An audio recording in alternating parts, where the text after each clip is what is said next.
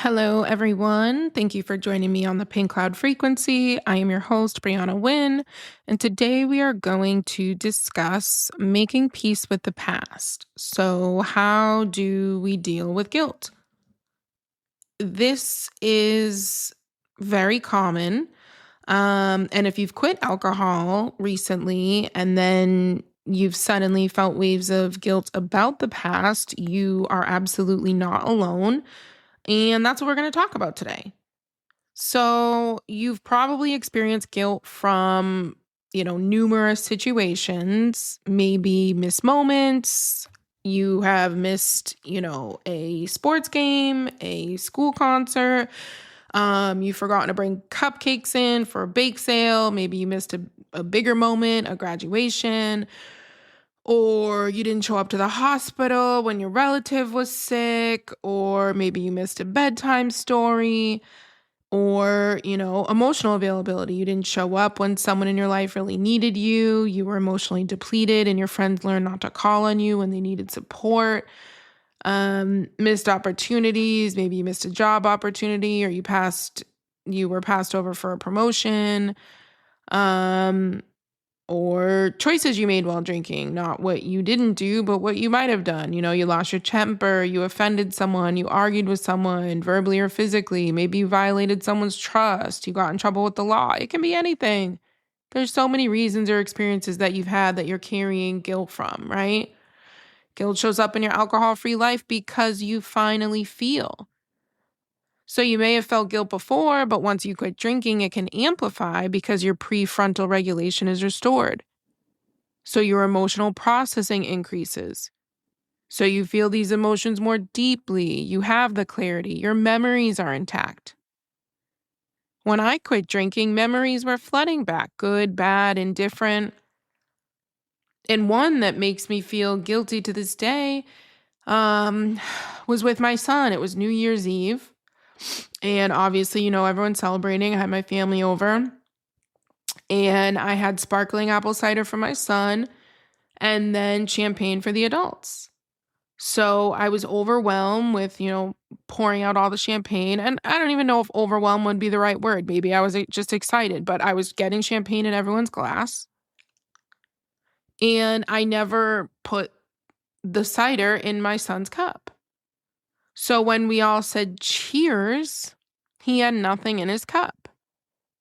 And in that moment, I'm like, oh my God, oh, I'm so sorry, and poured it out. But it's like, in my mind, the damage was done. He missed out on that moment. I missed out on that moment with him. Do you have any idea how bad, how guilty I feel from that?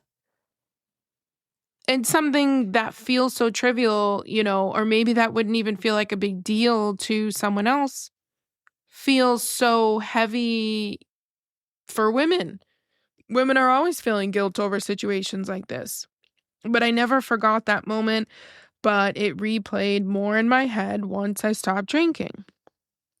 So guilt isn't new, but it becomes newly accessible when you quit alcohol because you're no longer numbing out those unpleasant feelings, right? Your awareness is restored. Memories that you may have suppressed, they start to surface again.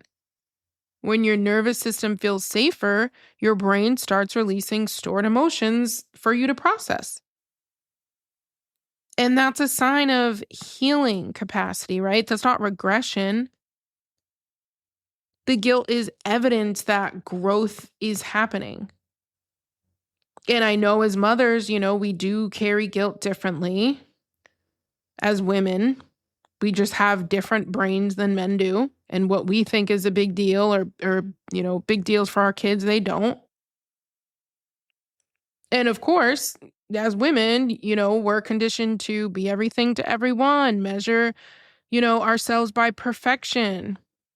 You carry responsibility for outcomes that are far beyond your control.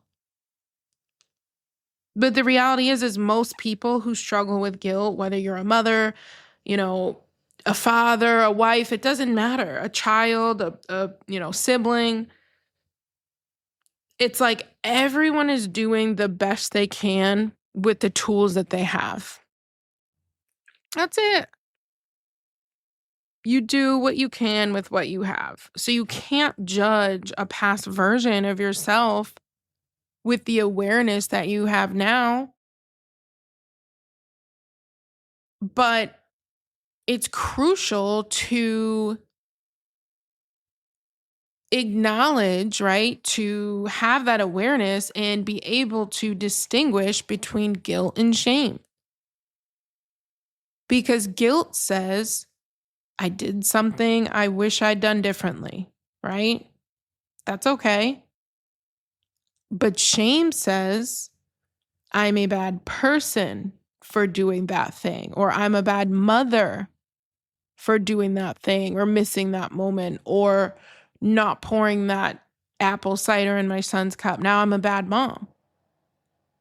So the difference is when we're dealing with guilt, as uncomfortable as it may be, it can motivate us to repair situations, It can motivate us to alignment with our true selves.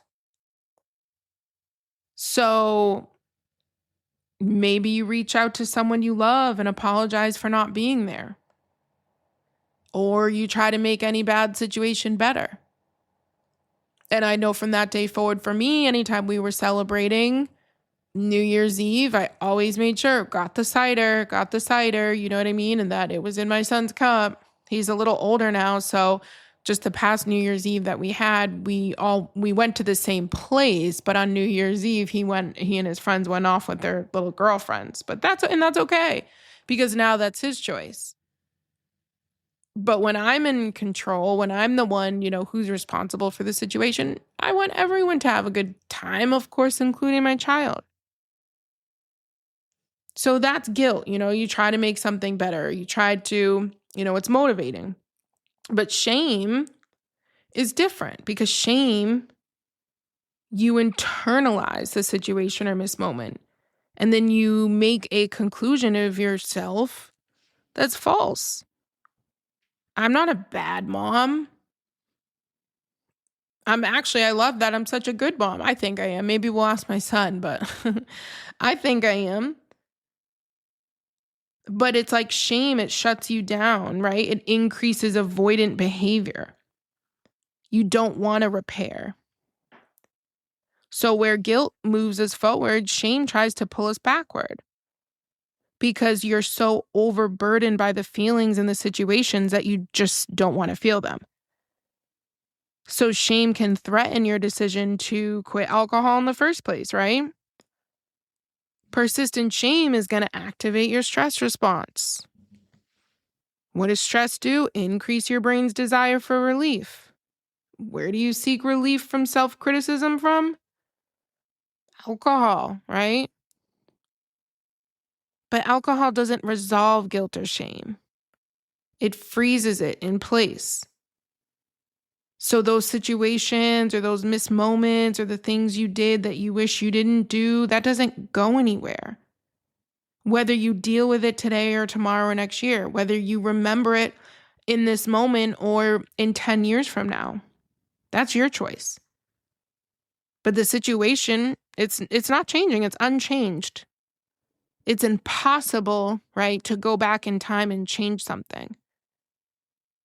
But it is possible to go back in time and reframe how you look at something, right?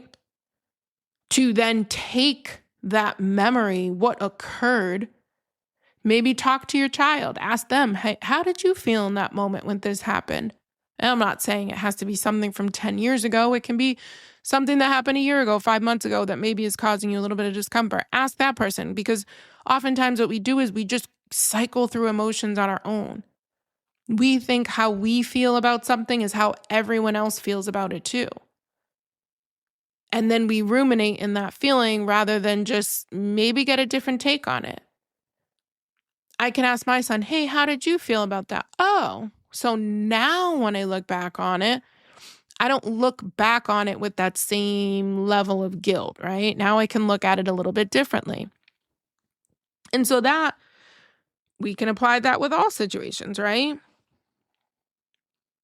Just our mindset, how we view things, our perceptions.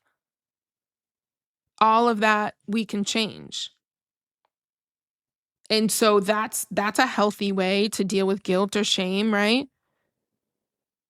And then another healthy way would just be to acknowledge something that happened without spiraling, right? So name the situation, name the moment without attacking yourself. So I feel regret about this instead of I'm a terrible person, right? We just talked about this in the identity shifts episode. Separate yourself from your emotions. Watch the language you use. Maybe you have done something terrible once or twice, or maybe more. But that doesn't make you a bad person, right? For most of us, the average person, we're not what we do, right? What we do, we are what we repeatedly do, right? So if we just have a one-off moment, that doesn't define us. So separate intent from impact. Two things can be true at once. You wish something had been different, and you were not intentionally harming yourself or anyone around you, right? What happened in that situation, I wish I could turn back the clock, and I wish I could relive that moment, and I wish I could pour that sparkling cider. I can't. Did I intentionally harm my son? Did I intentionally make him feel bad or myself feel bad or anyone else feel bad? No. And what was the true impact of that? I mean, is he really walking around like, oh my God, remember Mom, New Year's Eve and fucking, 2005, you didn't pour me, 2006, you didn't pour me my cider? No. I might ask him, he might not even remember. But I'm sitting here holding on to it. And that's what we do. We hold on to things. And we don't let go. We can't let go. And if we do that enough times, in enough situations, what do you think happens? We try to find ways to cope with that, right? And what do we use as a coping skill? What did we use? Alcohol or drugs or whatever you use, right? It's all the same. So learn to separate intent from impact, all right? Practice self-forgiveness as a skill. Self-forgiveness is, it's not letting yourself off the hook, but it is releasing yourself from lifelong punishment. And psychology says that self-forgiveness reduces depression and anxiety. It increases resilience and goal consistency. It supports long-term behavior change. So for moms especially, repairing in the present matters more than replaying the past, okay? Research consistently shows children benefit more from present, emotionally available caregivers than from perfect histories. Repair, honesty, consistency, trust, right? That's what matters. An alcohol-free life gives your children predictability, presence, emotional safety, secure attachment, a model of accountability and growth, right? They know you're physically available. They don't have to brace for an unpleasant mood. They know they can call on you when they need or want something. They feel comfortable opening up to you. They don't have to absorb your unprocessed emotions. They don't have to worry. Because regardless of how perfect a facade you may have put on, your kids know when you're under the influence. They don't see intoxication on a spectrum. They don't think, oh, you're only buzzed. They just know that you're outside of your normal character, right? That's what they know. They're not weighing that. There's no scale for that. They just know my mom's not my mom right now, or my dad's not my dad right now, or, my aunt's not my aunt right now, or uncle, or whatever. So we need to be honest with ourselves, right? Our kids don't need a perfect past. They need a regulated present parent now. Your kids are not getting any younger. So that's why I'm so proud of those of you who've made this decision, because it's not always easy, but it's always worth it. Not just for ourselves, but for our little kids. And like I always say, alcohol will always be there. If you decide in 5 years, in 10 years that you want to return to a drinking lifestyle, okay. No one's holding a gun to your head telling you to stay, to sober, whatever you call it, to stay alcohol free. No. But you know what? Your children aren't always going to be kids. In 5 years, my son will be 20. In 10 years, my son will be 25. Those moments, they don't come back. But guess what? When my son's 25, guess what's going to be there? The liquor store. Maybe not the same one. Shoot, maybe they'll go out of business. Maybe there'll be a different one, another one. I don't know.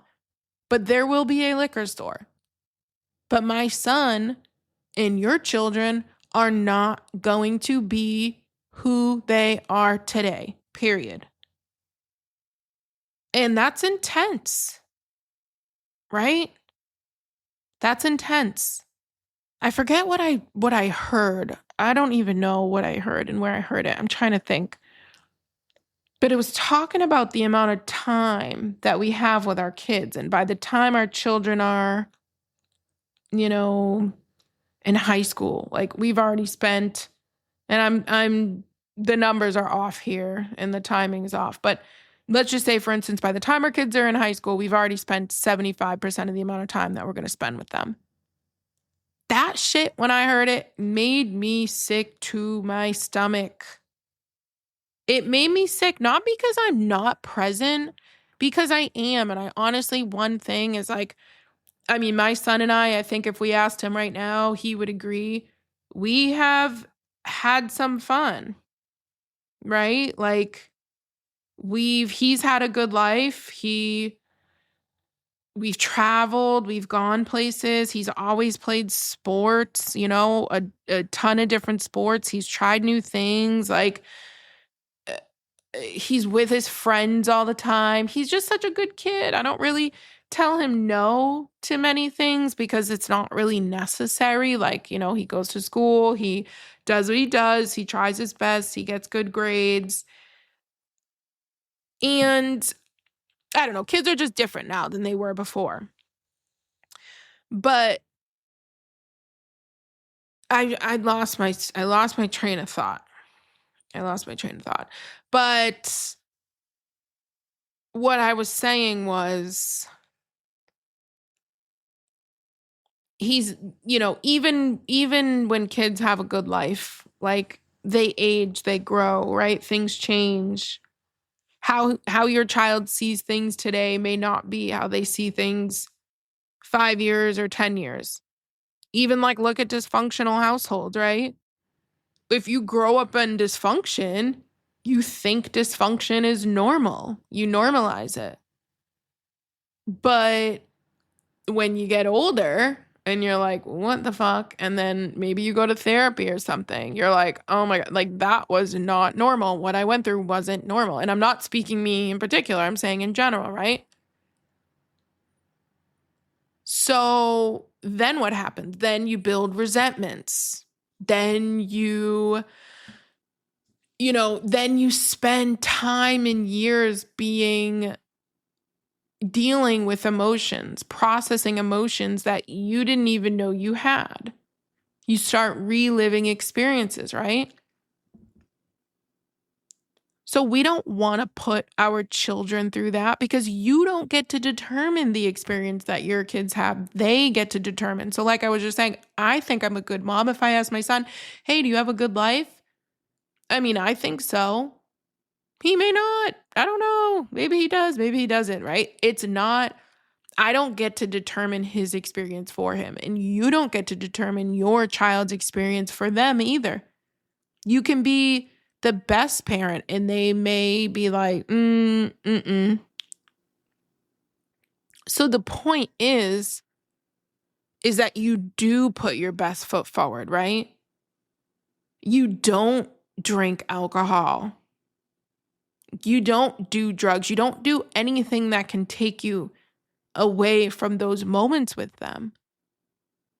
You don't do anything that's going to take you away from, laughing in that sheer joy of just belly laughing with your kids. I mean, oh my gosh, Lucas and I, that's my son's name, Lucas, we laugh all the time now. And we always had like a pretty good relationship.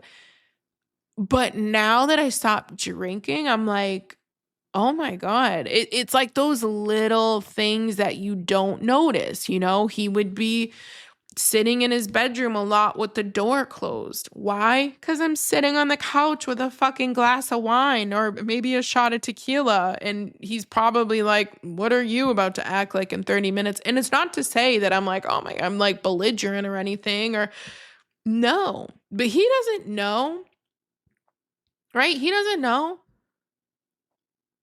Maybe he doesn't want to open the door and see, like, did I pass out on the couch? Maybe he doesn't want to see that. Maybe he doesn't want to see me in that state. And so it's like, now, I mean, his door's closed still a lot, but it's open a lot too. And we get the chance to talk more and go over more and reflect more. I'm always like, hey, how's your day? Do you have homework? This and that. But then the next priority would be, getting him where he needs to go and then cooking dinner, whatever. But when all of that was said and done, some days, I would just prioritize, okay, now it's time for a drink.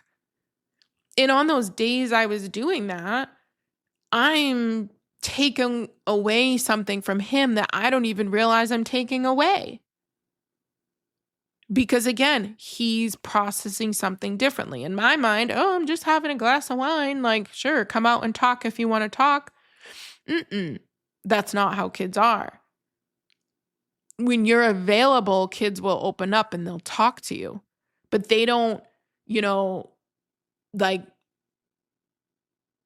they don't make you available. Like if they see you're preoccupied, they don't interrupt that, whatever it is, right? I mean, when your kids are young, maybe if they're 3 years old, mommy, mommy, mommy, mommy. Yeah, of course it's different. But when you're talking about teenagers and stuff, no, they leave you be. It's just missed opportunity after missed opportunity, and you don't even realize it. And that was what I began to realize now that I'm not drinking and how much of that we've gained back. Just having those little moments, just talking and him feeling open and laughing or watching a show together, eating our dinner together. I mean, yes, again, those things we did, but now it's just different. And so if you've already quit alcohol, you know exactly what I'm talking about. Right? But then that alone right there can set you in that spiral of guilt and maybe shame for some people. Because then you're like, then you start to feel bad for all the times that didn't happen. And that you can't go back and change it. And you can't do anything because even when you're still a good parent, but you just missed so many moments and you didn't realize in those moments that you were doing that. You thought everything was good. It was fine. So you gain all that back. And this isn't just mothers, right? This is any type of relationship when you have somebody that you care about, showing up, being present, being available, being able to talk, being trusted, all that. People call on people they can call on, right? People depend emotionally on people they can depend on. So, you know, it can be heavy. See, I'm sighing because it's a lot. It's heavy.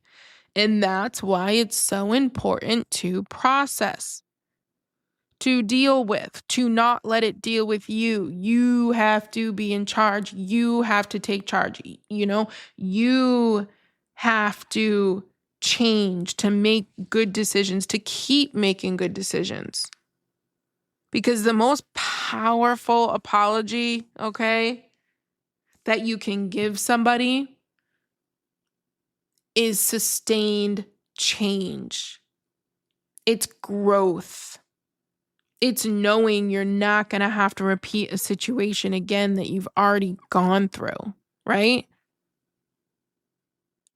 When people, and I don't mean, and this is different because as I've said before, I don't know much about AA and I didn't identify as an alcoholic, and most of you don't either, right? And that's fine. We don't have to have labels. It's not about labels. But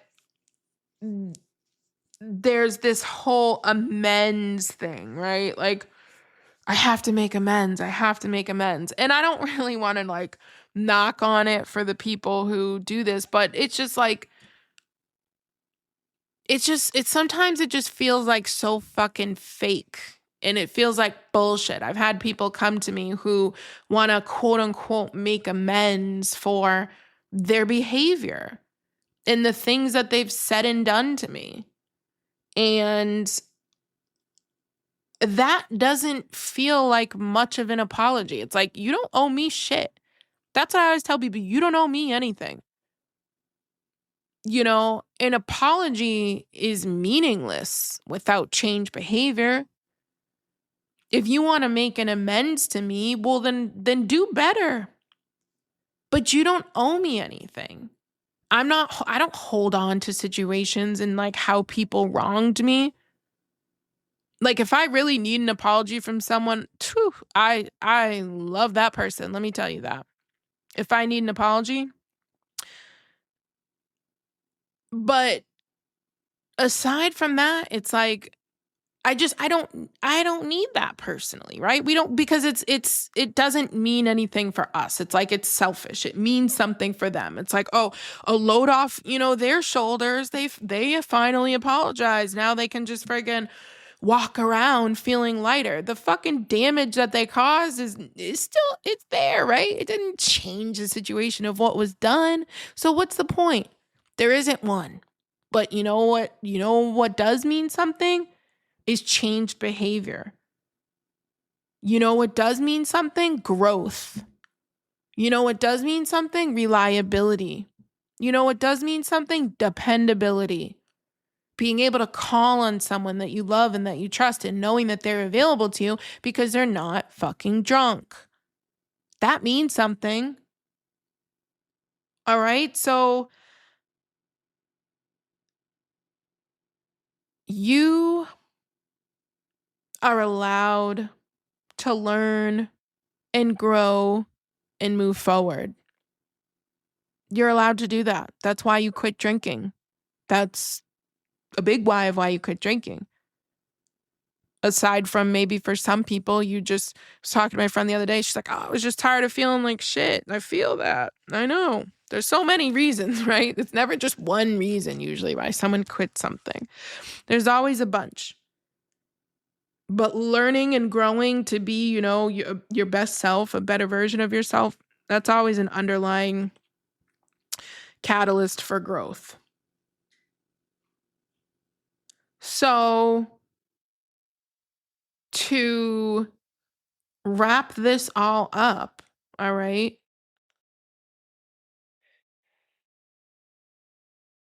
so that you don't put yourself in a position where you make unwise decisions or where you return maybe to drinking alcohol when you didn't intend to because that shame and that guilt got the best of you.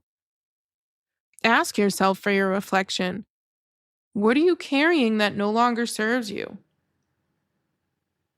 Is there something nagging at you?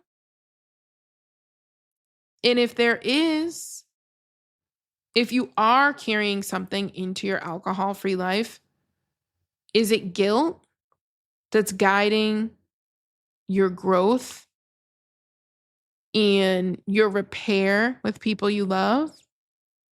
Or is it shame that's punishing you, right? That's putting you into a spiral that you feel burdened by and heavy and you can't get out of. So this is probably just, it's so important. And I like I always say, everything we talk about on here, it's like, it's not just applicable to alcohol. It's life in general.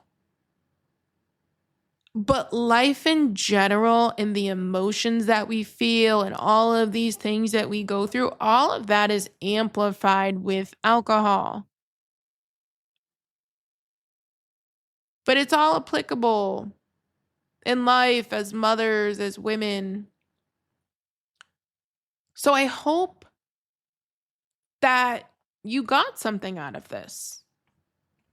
And I hope that you will do this reflection exercise and, you'll be like, all right, maybe that wasn't as big as I thought that it was. And I can stop beating myself up for it every single day of my life. Maybe it was big. Maybe it was a big deal. I hear and see some crazy stories, all right? And I'm not even separating myself from that acting as if I haven't been a part of any. I'm just saying, like, I have seen and heard some shit. So it's like people are definitely carrying things. I mean, even me, I can think of, how long ago was this? Maybe 7 years ago, I'm going to say. 6 or 7 years ago. And definitely 7 years ago. And I was drinking. I was out with friends, whatever I was drinking. And why were we drinking? Not that we needed a reason to, but we were drinking. And I had somewhere I wanted to be the next day, which was, all right, the funeral of a woman that was just so near and dear to me. And although we'd spoken, I hadn't seen her in some years, but she was like growing up. I don't want to say she was a second mom to me because that wouldn't really be fair, but we were close growing up. At one point when I was a kid, my father dated her. And then I was she had 3 children. And, 2 I'm still friends with. One of her children who I loved as a friend, he committed suicide. So, she'd been through a lot in her life. But long story short, I moved off the Cape. That's where I grew up. And she died. And I had literally just spoken with her just so recently before her death. And so I'm like, okay, like I got to get down there for her funeral. And granted, I was living in Boston. I've been living out here since I was for like 20 years at this point. And I didn't go. And of course, I can sit here and say a million different things, right? That would all be true. They wouldn't be false. They would be true reasons. They would be actual reasons of why I did not show up. But you know what the real reason was? I got drunk and I knew when I woke up the next morning, I didn't want to make that drive. I did not want to drive down there. So I texted her son that night. Oh, I'm not sure that I'm going to be able to make it. Already fucking bailing myself outside of the commitment. How many times have you guys done that? Bailed yourself out of something before it even came up because you knew, based on your intoxication that night, how much you were drinking that night, you knew you weren't going to be up for it the next day. I missed her funeral. And so this is what I'm saying. We all have shit. We all have things that we go through, things that we've been through, and we're not perfect. And we have to be able to be at peace with those things, right? Because we can't change them. She can't go back and come back to life and die again so that I can fucking show up. No. There's nothing we can do about the past except for accept it, forgive yourself for it, be at peace with it, reframe it. Maybe it wasn't as bad as you thought. Maybe if I reached out to her kids and I'm like, hey, how bad did you really feel that I didn't show up? Maybe they would say something that might make me feel better. But again, it's not about me. But I'm just saying, you know what I'm saying? Like, again, how I'm framing it might be very different than how her daughter thinks of it or how her son thinks of it. Maybe, whatever. You understand what I'm saying? Guilt and shame are really, they're a bitch to deal with. But we have to because we're adults. So thank you for joining me today on this episode of the Pink Cloud Frequency. Have you subscribed to the channel yet? If not, please do so. And consider leaving a 5-star written review. Thank you guys so much. Talk soon.